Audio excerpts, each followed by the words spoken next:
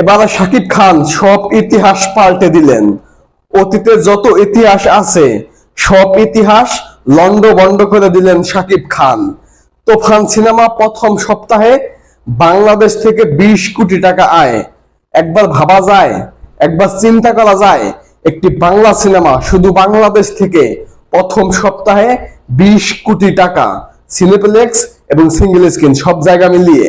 এর আগের রেকর্ডটা শাকিব খানের ছিল প্রিয়তমায়। প্রিয়তমায়ও এমন একটি ব্যবসা হয়েছিল। প্রিয়তমা হয়েছিল 2 সপ্তাহে 20 কোটি, কিন্তু তুফানে এক সপ্তাহে, ঈদের প্রথম সপ্তাহে 20 কোটি টাকা আয় করে নিয়েছে তুফান। এখনো তো পুরো বিশ্ব জুড়ে মুক্তি পাওয়া বাকি আছে। শাকিব খান যে বলছে আমাকে 25 কোটি টাকা দিতে হবে, এটা এমনি এমনি বলে নাই, এটা শুধু শুধু বলে নাই। শাকিব খান আন্দাজ করতে পারছে, শাকিব খান অনুমান করতে পারতেছে যে এটা 100 কোটি টাকা বিজনেস করব। মাত্র এক সপ্তাহে যেহেতু বাংলাদেশ থেকে 20 কোটি উঠে গেছে, এমন আরো 1-1.5 মাস চলবো কমসে কম। এখনো পুরা বিশ্ব জুড়ে মুক্তি পাওয়া বাকি, সেটাও পাবে কালকে।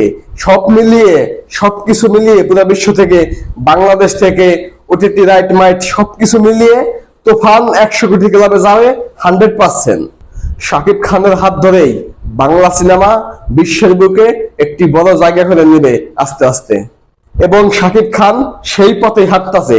তুফান সিনেমা যে একটি ইন্টারন্যাশনাল পর্যায়ের সিনেমা, তুফান সিনেমা মুক্তির আগেই শাকিব খান বলেছিল এটা একটি ইন্টারন্যাশনাল মানের সিনেমা হতে যাচ্ছে তুফান, এবং এটা যে 100 কোটির ক্লাবে যাবে, এটা তো শাকিব খান তুফান সিনেমার মহরতের সময় বলছিল যে 100 কোটি হলে 25% আমার।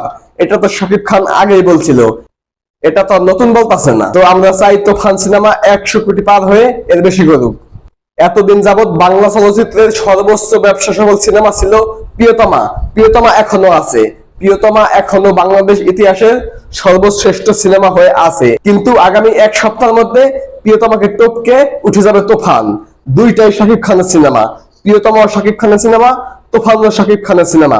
শাকিব খানের রেকর্ড শাকিব খানই ভাঙতাছে। শাকিব খানের রেকর্ডের আশেপাশে অন্য কেউ আসতে পারতাছে না। তো শাকিব খান বারবার এইভাবে আগাই যাক, তুফানকে টপকে যাক দরদ, দরদকে টপকে যাক তুফান 2, তুফান 2 কে টপকে যাক অন্য যেটা আসবে সেটা। এক কথায় শাকিব খান বারবার নিজেকে নিজে ছাড়িয়ে যাক, আমরা এটাই চাই। শাকিব খানের কাছ থেকে আমরা এটাই চাই। ধন্যবাদ সকলকে।